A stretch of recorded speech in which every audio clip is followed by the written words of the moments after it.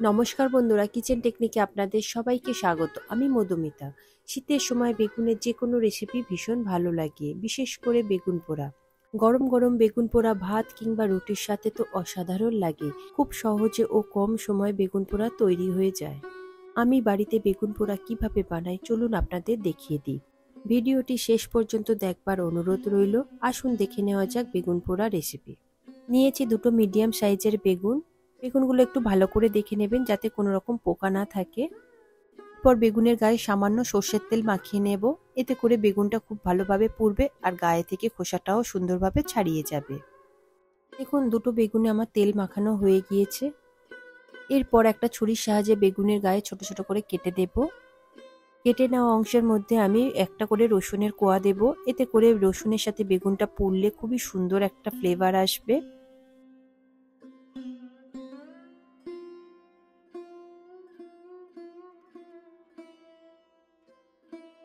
দেখুন কাটা আমার হয়ে গিয়েছে। এরপরে আমি 6টা রসুনের কোয়া নিয়েছি।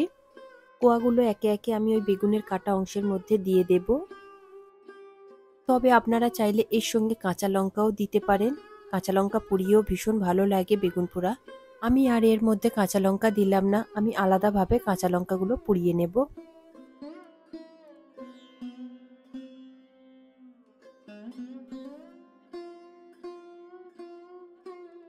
দেখুন দুটো বেগুনের মধ্যে রসুন ভরা হয়ে গিয়েছে, আমি রেখে দিলাম। এরপর নেব দুটো টমেটো। আমি এখানে মিডিয়াম সাইজের দুটো টমেটো নিয়েছি। টমেটোর গায়েও আমি খুব ভালো করে সর্ষের তেল মাখিয়ে দেব। এতে করে টমেটোর খোসাগুলো খুব ভালোভাবে উঠে আসবে। দেখুন তেল আমার মাখানো হয়ে গিয়েছে। এরপরে ছুরির সাহায্যে আমি অল্প করে একটু কেটে দেব। দেখুন টমেটোগুলো আমার কাটা হয়ে গিয়েছে। এরপরে সরিয়ে রাখলাম। এরপর নিয়েছি একটা মিডিয়াম সাইজের পেঁয়াজ। পেঁয়াজটাকে আমি খুব ছোট ছোট করে কুচিয়ে নেব।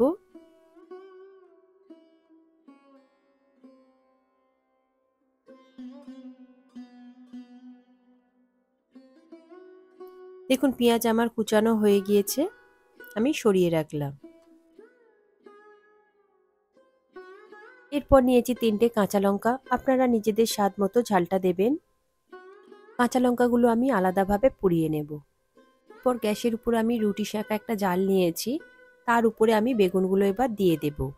দিয়ে মিডিয়াম টু হাই ফ্লেমে বেগুনগুলোকে আমি খুব ভালোভাবে পোড়াবো, ঘুরিয়ে ঘুরিয়ে নেব মাঝে মাঝে।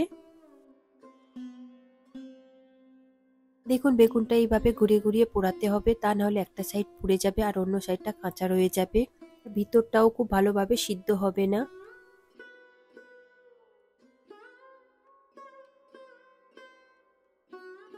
বেগুনগুলো একটু ঘুরিয়ে ঘুরিয়ে পোড়াবেন যাতে বেগুনগুলো চারিদিকটা সমানভাবে পুড়ে যায় আর ভিতর থেকেও খুব ভালোভাবে সিদ্ধ হয়ে যায়।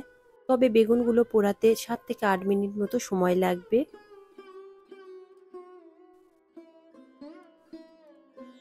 দেখুন বেগুনগুলো আমার খুব ভালো মতো ভাবে পুড়ে গিয়েছে, গাগুলো একদমই কালো হয়ে গিয়েছে। যখনই কালো হয়ে যাবে গাগুলো এরকম পুড়ে, ঠিক সেই সময় তুলে নেবেন।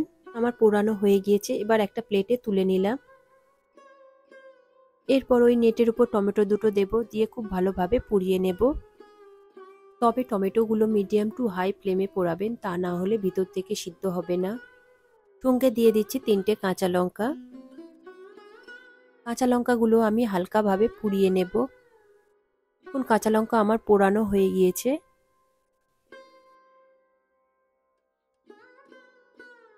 এরপর টমেটোটা চারিদিকটা খুব ভালোভাবে ঘুরিয়ে ঘুরিয়ে পুড়িয়ে নিতে হবে।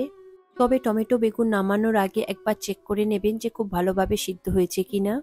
দেখুন টমেটো আমার খুব ভালোভাবে পুড়ে গিয়েছে, খোসাটা একদম কালো হয়ে গিয়েছে, ভিতর থেকেও খুব ভালোভাবে সিদ্ধ হয়ে গিয়েছে। এরপর টমেটোগুলোকে আমি তুলে নেব একটা প্লেটে। বেগুন আর টমেটোগুলোকে একটু ঠান্ডা হতে দেব। ঠান্ডা হলে আস্তে আস্তে খোসাগুলোকে ছাড়িয়ে নেব।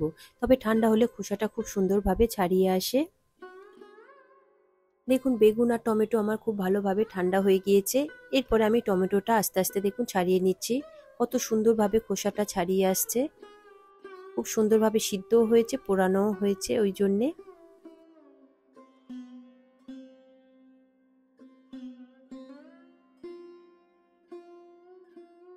দেখুন টমেটো আমার ছাড়ানো হয়ে গিয়েছে। আমি নিয়ে নিলাম কাঁচা লঙ্কা পোড়ানোগুলো। এরপরে আমি বেগুনটা ছাড়িয়ে নেব। দেখুন বেগুনটা একদম পুড়ে কালো হয়ে গিয়েছে। এই রকম না হলে বেগুন পোড়া একদমই স্বাদ আসে না।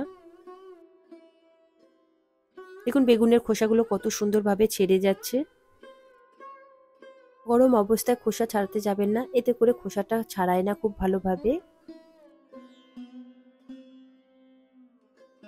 দেখুন বেগুন আমার ছাড়ানো হয়ে গিয়েছে। দেখুন একটা বেগুন আমার ছাড়ানো হয়ে গিয়েছে, আমি রেখে দিলাম। আমি আরো একটা বেগুন ছাড়িয়ে নিচ্ছি।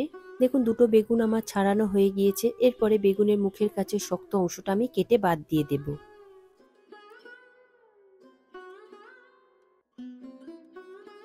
এরপর ছুরির সাহায্যে বেগুনটা আমি খুব ছোট ছোট করে টুকরো করে নেব, এতে করে বেগুনটা সুতোর মতো থাকবে না। একই রকম ভাবে আমি টমেটোটাও কেটে নেব।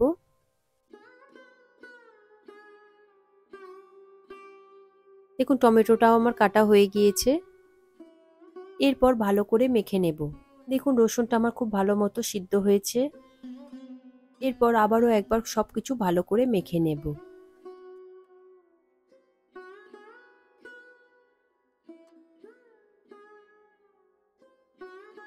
দেখুন খুব ভালো মতো করে আমার মাখা হয়ে গিয়েছে বেগুন, টমেটো, লঙ্কা, রসুন।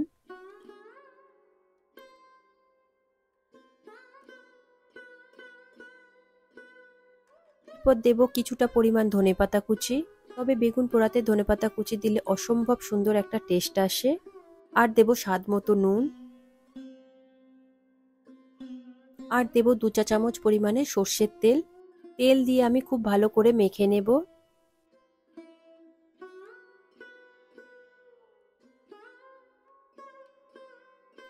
এরপর দেব কুচিয়ে রাখা একটা পেঁয়াজ।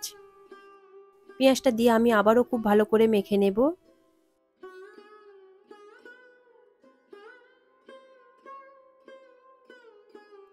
দেখুন বেগুন পোড়া আমার রেডি হয়ে গিয়েছে।